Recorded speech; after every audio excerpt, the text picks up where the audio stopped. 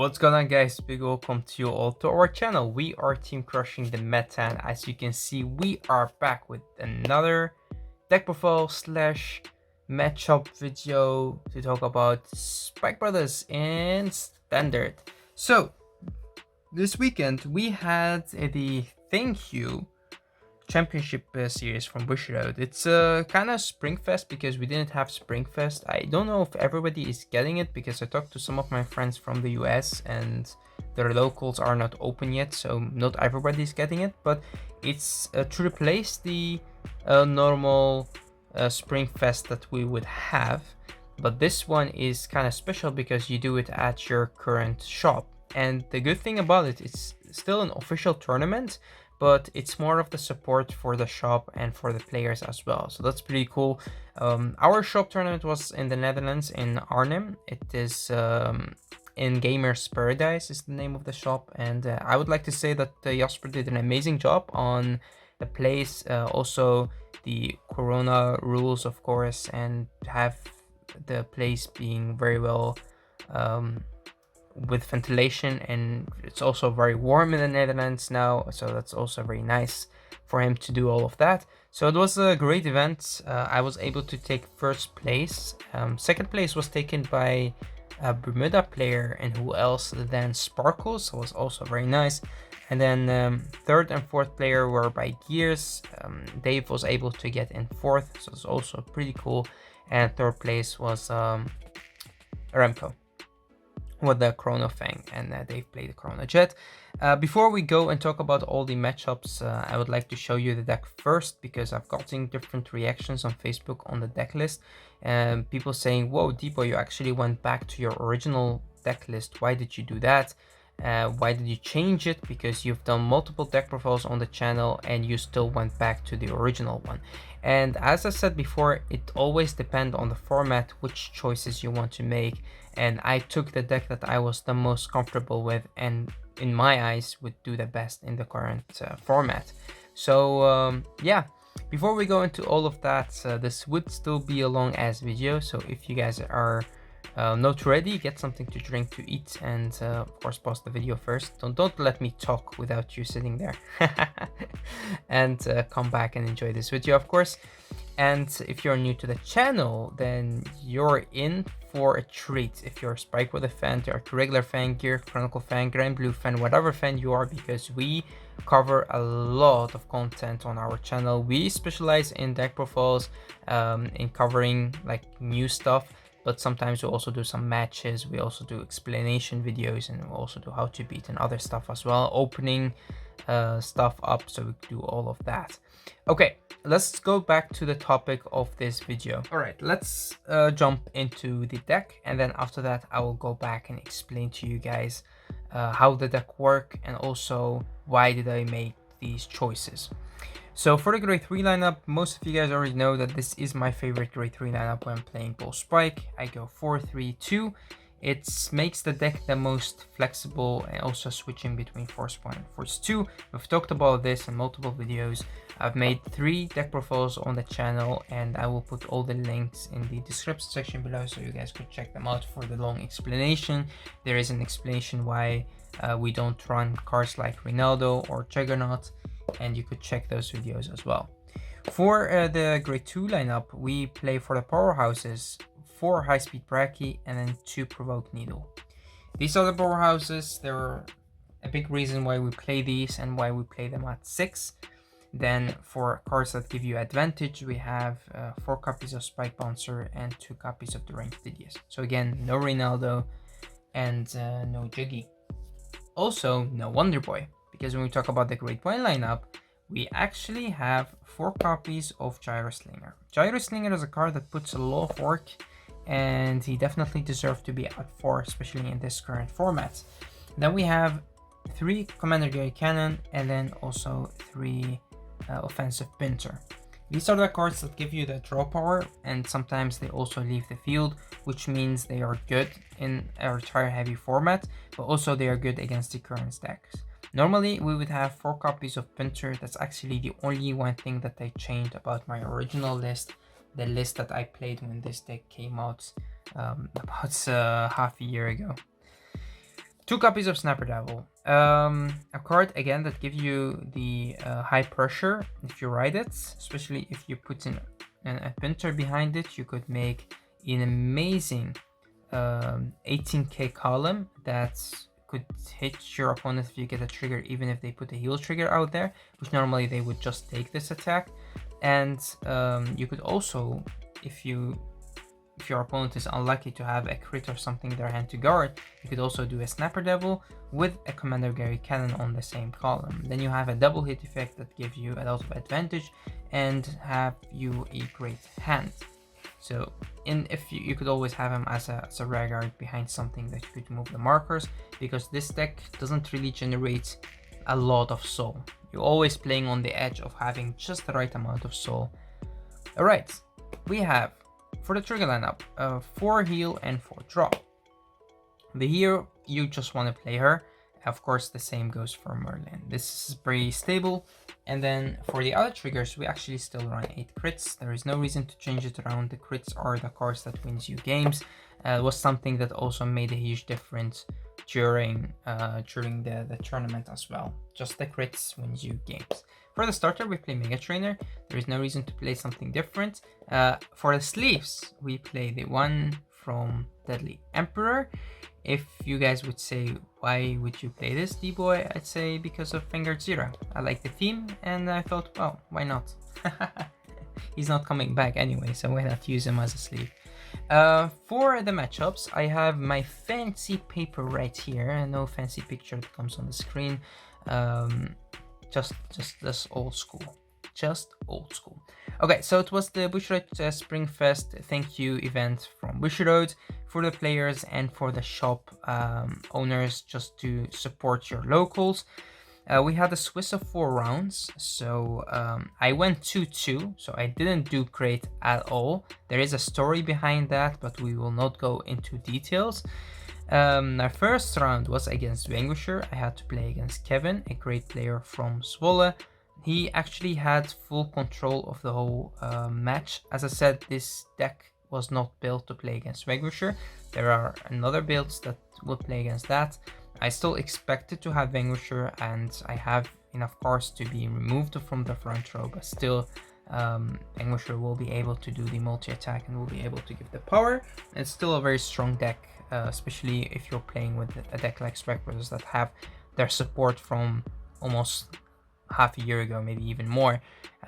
So yeah, for now, it was a hard matchup for Spike to deal with, but it was still pretty doable, let's say. So on my last turn, I was able to have just enough soul and just enough rare guards to move the 2 markers from both Spike if needed, and he had to pass my Vanguard. And with that, I actually gave everything to the Vanguard on the first trigger. The second trigger was a draw trigger, and then the attack went through, and that was it. So I would say I got a little bit lucky with that match, but it was fine. It was my first win, so let's go. On the second game, I had to play against ahsha, Neos. Jonathan was the player, and there were a lot of misplays done that game by him, but it was okay for me to just play on. At the end, he was able to win, but there was an issue for him when he gave the score to the shop owner. Somehow the shop owner thought that I won, so actually the tournament was a little bit messed up because of that. So at the next game, I had to play against Gears, against Remco, which he plays Fang, and he actually won 2 games. So he was going 2-0 while I was going 1-1, and there should be no reason for us to play against each other, or maybe I'm very lucky and I got paired up, but it wasn't the case. It was that my score was 2-0, and I was able to win Fang. It is against Neo. It was an okay matchup. I would not say that it was a hard matchup for Spike. Just a little bit unlucky with having not enough shield in hands, and sometimes ahsha just makes a huge golems. But against Fang, I had to go plan B. Plan B is pretty much you have plan A, which is you go and play. If you go first or second, what you want to do is you actually want to ride into Baden Dragger or Siegfried, or Bull Spike if you have multiple copies in your hand. And then you pretty much create Force 1, right? So you create Force 1, and then the next turn you ride on the top of it, and then you create another Force 1, and then you have enough Force 1s to move around. And that's your plan A. If plan A doesn't work, then you actually jump and go to plan B. And plan B is the other way around, is you go first to Bull Spike, you create a Force 2 marker, and then you move the Force 2 marker around, and then the next turn you want to ride into Siegfried. You don't really want to go to Baden Dragger. You could, but Siegfried is better. You want to go to Siegfried, and then you create a second Force 2 marker, of course, and then you have Force 2 hit pressure, which resends something on a Force 2 and a Force 2. If you go Baden Dragger, that's also good because it would be a crit, and normally your opponent is already on 4 damage or more because you have already hit them with Bull Spike with Force 2 multiple times, especially if you go first. And against Fang, you actually always go plan B because you want to get rid of their hand, field, everything as fast as you can. And then people would say, yeah, but D-Boy, it doesn't really matter, right? Because Fang doesn't really need hand to do their bullshit. Well, actually they need to refill their field. And if you could destroy their field, have control over that, and also let them lose hands, you will be able to control the match. And Force 2 give you the edge in that match. Also, of course, depends on situations. So I was able to win against Fang. Remco played very well, but I was able to win. And then on the last game, I had to play against Mordred, Shadow Paladins, piloted by Chris van der Linde, one of our best players in the Netherlands, and he just destroyed me. The thing is, again, he had control over the match and I couldn't really do anything about it. I think even he went first, and then he was able to go to Spear first, then go back to Mordred, and then ride Mordred a second time, and that was it for me. I could not survive 2 Mordred turns. 2 restands from Blast of Dark was not possible for me. Of course, he had multiple force markers there, and I didn't have enough shield to stop all of that. Then we got to the top 8. So as I said, Chris van der Linde, which was able to go 4-0, should have never faced me because I was 2-1. Well, other people went 3-0. So what's the issue right there in the tournament? And then the guy that I lost against, which should have won, went to the shop owner, and then they changed the score a little bit to make it a little bit fair. I don't know what exactly happened, but I ended up with having only the 6 points and not the 9 points. But I did play my matchups having the 9 points, which is kind of strange. So it wasn't really good for me, and that's when I was placed 8th. So let's say unlucky, but still lucky to get to the top 8. So I don't know what exactly happened, and I didn't want to go too much into it also in this video, but I was like, sure, maybe I will not play the top 8. So I sat there and I was like chilling with friends. I met Ryan for the first time, which is a friend of Jeroen, which is also very nice, and we had a lot of fun. And yeah, so I was having a great time. And then they said, yo, D-Boy, you are playing the top 8. I was like, oh, okay, sure, why not?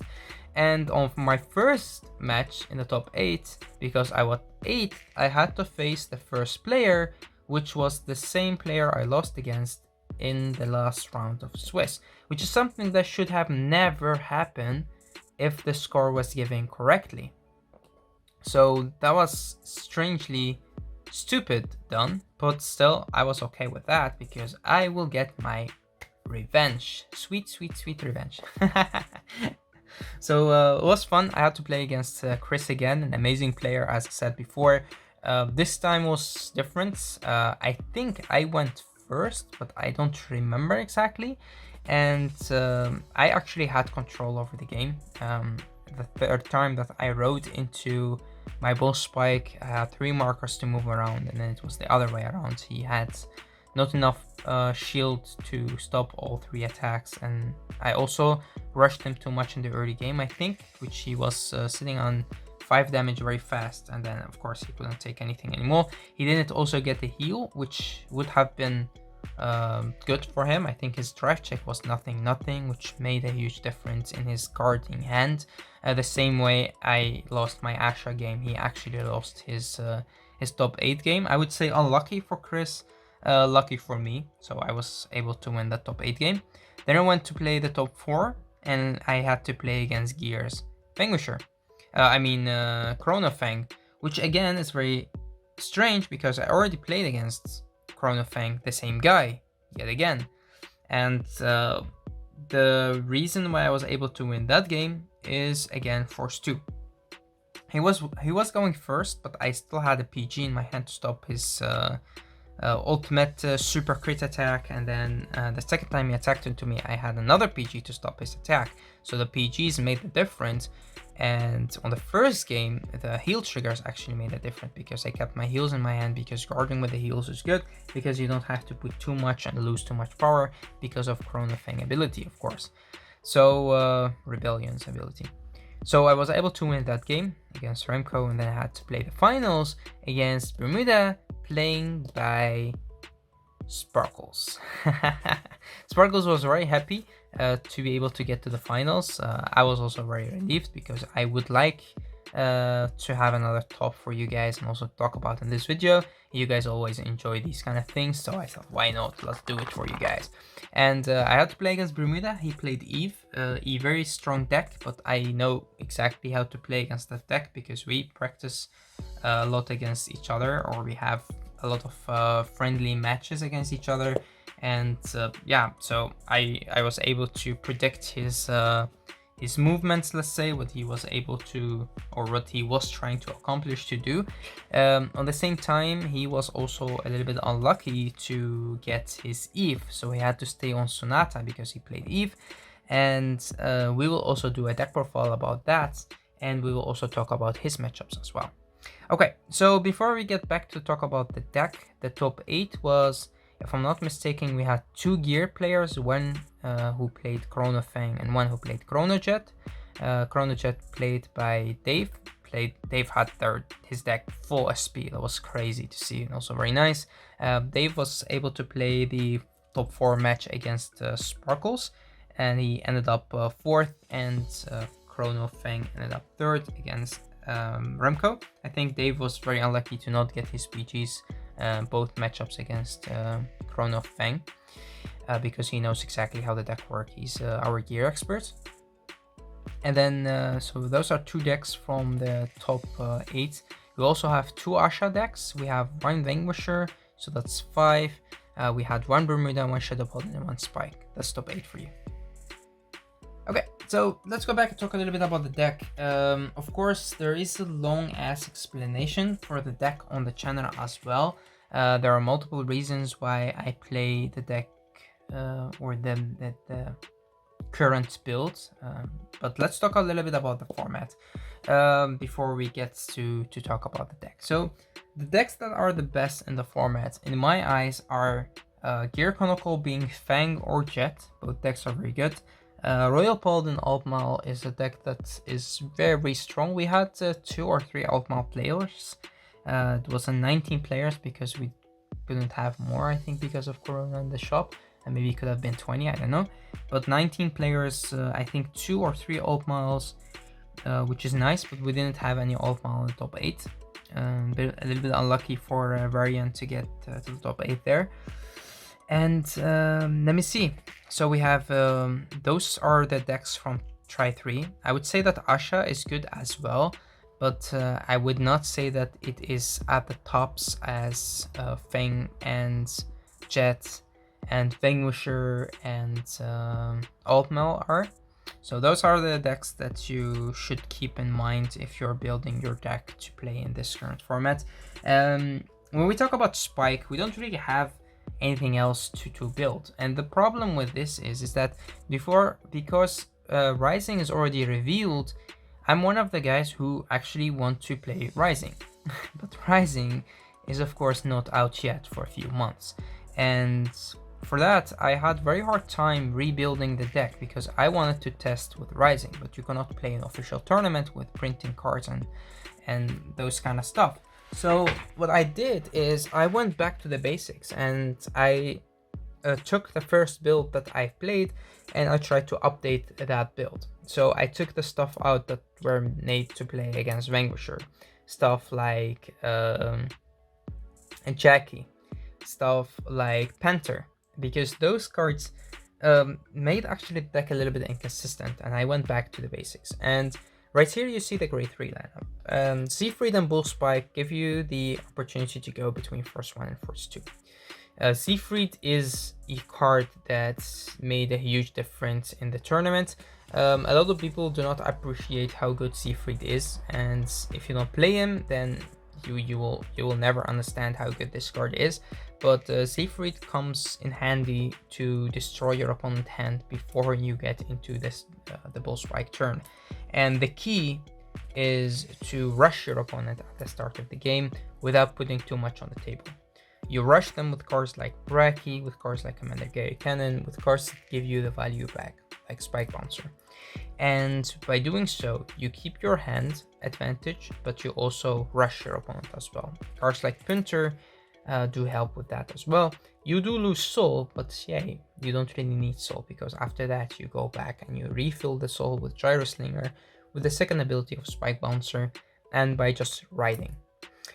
General Siegfried, on the other hand, also gives you the soul. If he hits, then of course you lose 2 soul, but still he, with at least 2 counterblasts, is definitely a worth play. And most of the time during that tournament, I was able to ride into Siegfried first. I never rode into, I think maybe once I rode into Bad and Draga first, but most of the time I just ride into Siegfried. And if I have 2 or 3 copies of Bull Spike, of course I will just go Bull Spike right away, because Bull Spike is the best grade 3 in the deck. Alright, so that's it for the grade 3s. Again, for the long explanation, even longer explanation, you should check the deck profile in the description section below, where I also explain the reason why I don't play Juggernaut or any other grade 3, and also the exact combo that you do between first 1 and first 2, although I did explain it in this video as well. For the grade 2 lineup, we don't play Ronaldo. There is also a long explanation for Ronaldo versus Spike Monster, Ronaldo versus Thidius. Thidius is better in every way than Ronaldo, and you could not believe me, you may not agree with me, that's your point of view. I respect that completely, but in my point of view, Thidius is better than Ronaldo in this current deck, in this current format. And the reasons are, Thidius is amazing versus Royal Paladins.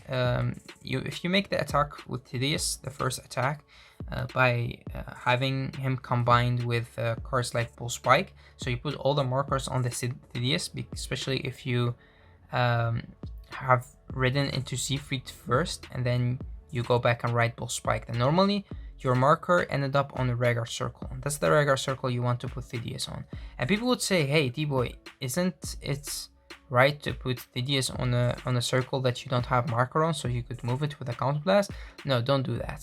If you're playing as Altmal, the attack that you want to do is Thidius attacking their Vanguard with those force markers beneath him, and your opponent would have to guard or no guard. If this attack goes through, the Thidius will retire something, and that would be their violent, and with that they lose their shield value and intercept potential.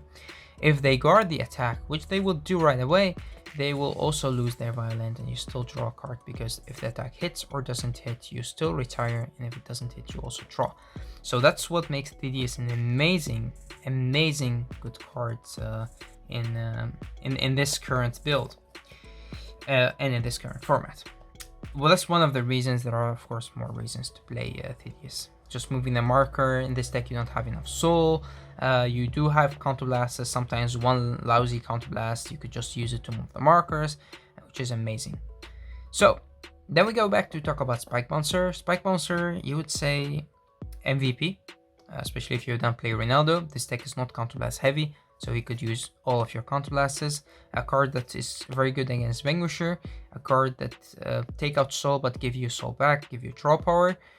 An amazing card. A very flexible card in standard Spike and premium Spike. A card that we will play for a very long time. Maybe we'll have to take it out when we'll talk about Rising. If you compare Spike Bouncer to Ronaldo, again in that video, in the long video, I did the explanation as well. Braki is the real MVP. If we would have multiple MVPs in the deck.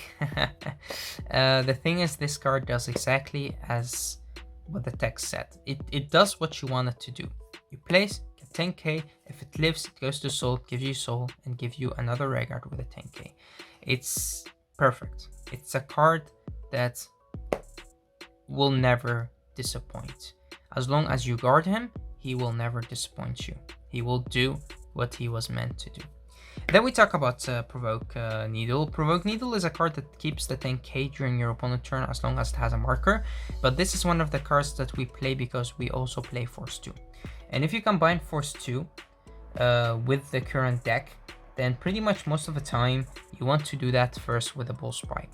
And the Bull Spike turn needs Vanguards that gain power, like Braki, like Needle, because most of the time you will attack into your opponent being a 10k. Or a 9k or less, but they're not on grade 3 yet. That's the Force 2 combo that you do. You attack with Needle. Needle is already at 20k. If you boost them with something, it could be even more, but the 20k is nice because your opponent would have to give up shield value, like 15k shield value from their hand at least. And if they haven't gone to the grade 3 yet, then normally they don't really have that much shield value on hand. And doing that 2 or 3 times a turn is really bad, and they keep losing more hand. You want your attacks to hit. As long as they hit, it's cool. As long as they discard a card, it's good. So Braki, Needle, and you put a booster behind your Vanguard, make it a 21k, it's perfect. Alright, now we talk about the Great One lineup. Let's start with the last one, which is the Snapper Devil. Snapper Devil is a favorite of mine. I think that's many people may not play this card. I do. I like the hit pressure. I like the free card. I like boosting him with a Commander Gary Cannon or a Punter. I like the fact that putting him behind the Vanguards could mean that you could move the markers with a counterblast, especially if your opponent keep counting your soul and they think, yo, you could not move the marker anymore, and then you surprise them, stuff like that. He's a good card. He's a good flexible card. You could ride it, you could call it, you could do a lot of it. Let's make it a great card. And then for the 3-on-3, we play 3 Punter on 3 Cannon. This is an amazing card, especially in the early game. In the late game, it becomes less in handy and you don't really need it anymore, especially because you could not hit your opponent anymore. But sometimes your opponent is sitting on 4 damage and you end up with having the marker on one of the regular circle, and you cannot afford to move the marker to your Vanguard first and attack with that. So what you do is you put a Commander Gary Cannon behind that attacking unit, and then you attack, and your opponent would still take the damage because they want to be on 5 and they want to guard the next 2 attacks done by your Vanguard and your last Vanguard, because when you drive check a crit, those units will get the crit. So that's when Commander Gary Cannon comes in handy, is they have to guard that attack if they don't want to give you the hand back, but if they do, then they will be at 4 damage and they have to guard the other 2, which is sometimes impossible to do if you are not playing Protect or you're not lucky to have enough perfect guards in your hand. And Provoked or Offensive Punter, on the other hand, is a card that of course you could ride into. Comes out with a soul, being perfect. You can combine them also well with cards like Spike Bouncer. You could use Spike Bouncer skill first, then come this back to the field. Of course, you cannot Soul Blast him with Spike Bouncer, that doesn't work. But another thing, he is good to boost a grade 3, and he's also good to boost a grade 2 if you're attacking into a grade 2, and then he goes back and you draw a card. Especially with cards like Seafried. Seafried gives you the soul anyway, so why not getting those Vanguards back to your deck and drawing more cards? And last but not least, in the grade 1s, the best grade 1 that we have at the moment, a card that even a Rising will be played and will keep seeing a lot of plays, and I'm very happy that they chose to reprint this card in the Festival Collection. I think that's the name, because Gyro Slinger is an amazing card. Doesn't cost a counterblast, which makes him actually very effective. He gives you soul, but he also gives you the rush option or the attacking option if you don't really have anything else in your hand to call.